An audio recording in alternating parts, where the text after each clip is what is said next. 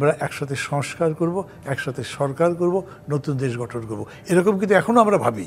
আপনারা যারা দীর্ঘদিন বিএনপির সাথে জোটগতভাবে আসলে আন্দোলন করেছেন তাদের সাথে যখন কোনো আলোচনা হয়নি, অভিযোগ যখন আপনারা করছেন, ঠিক একই সময়ে যে দুজন ছাত্র উপদেষ্টা আজকে পদত্যাগ করেছেন তারা বিএনপিতে যোগ দিতে যাচ্ছেন, সেরকম একটা গুঞ্জন কিন্তু ইতিমধ্যে আছে এবং সেটি প্রায় অনেকেই বলার চেষ্টা করছেন, প্রায় নিশ্চিত যে তাদের মধ্যে কেউ না কেউ হয়তো নিঃসন্দেহে বিএনপিতেই যোগ দিচ্ছেন।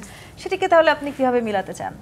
মানে একসাথে অনেকগুলো প্রশ্ন হয়ে গেছে। যেমন ধরেন এই যে আবার কথাটা আপনি যেরকম করে বললেন, আপনি মানে বিচ্ছিন্নভাবে একটা দুটো লাইন তুলে আনলে তাই রকম মনে হবে, কিন্তু সামগ্রিকভাবে যে কথা বলছে তার মধ্যে যদি নেন তাহলে হয়তো তার মিনিটা একটু ভিন্ন রকম হতে পারে। নিশ্চিতভাবেই বিএনপি তার দলের নমিনেশন তারাই করবে, এটা অন্য কেউ করবে। কারণ আমার দলের নমিনেশন আমি যদি দিই, আমি কি আপনার কথা শুনে নমিনেশন দেবো নাকি?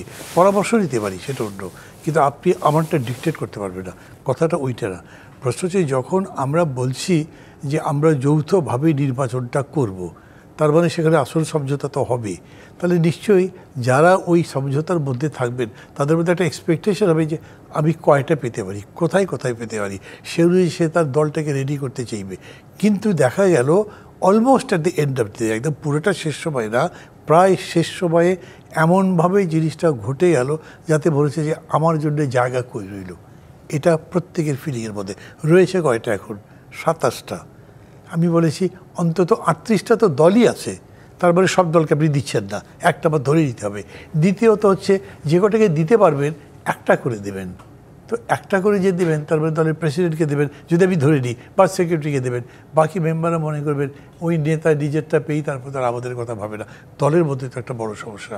তো নতুন এবং ফিরে আসা গ্রাহকদের জন্য নগদে চলছে ক্যাশব্যাক সহ প্রতিদিন হাজারো উপহার জেতার সুযোগ। হবে আশা আর ফেরা, সারপ্রাইজ সেরা।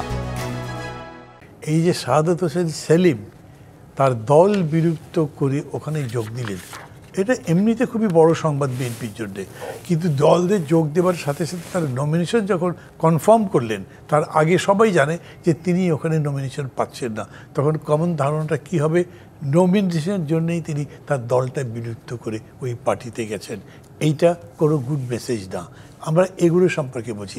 একইভাবে ধরেন প্রথম যখন আলোচনাটা হয়েছে একদম কোনোই আলোচনা হয়নি, এটা বিল্লা যেরকম বললে না কথাটা ঠিক, কিন্তু আসন ধরে ধরে আলোচনা হয়নি।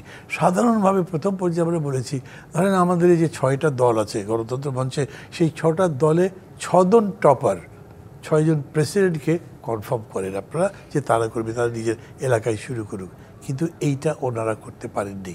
একটা যুক্তি যদি তারা দেয় যদি না যেতে, তো এরকম তো হয়েছে বহু গুণা যেতেননি।